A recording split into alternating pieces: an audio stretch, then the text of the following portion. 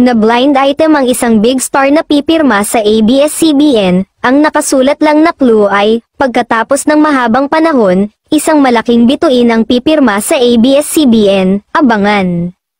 Hindi sinabi sa clue kung babae o lalaki ba ang big star na ito, hindi rin tinukoy kung kapuso talent siya o kapatid, pero may mga hula na ang netizens, ang hula nila ay kapuso talent ito at matagal na ring nabablind item na aalis na sa GMA Network para lumipat sa ABS-CBN.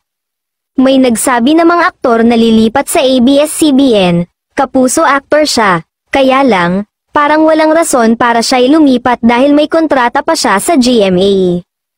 Payo ng netizens sa mga nanguhula, hintayin na lang na pumirma ng kontrata sa ABS-CBN ang nabablind item at doon malalaman kung tama sila.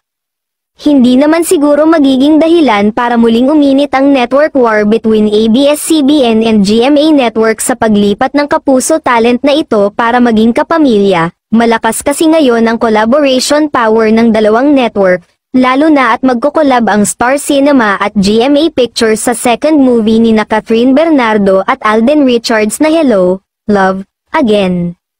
Maging ang noontime show na umiere ngayon sa GMA, kaya naman malaya na nakakatawid ang mga kapamilya maging ang kapuso sa nasabing show, kaya abang-abang na lang dahil isa umano ito sa shocking na mangyayari sa mundo ng showbiz dahil marami daw ang hindi mag-aakala.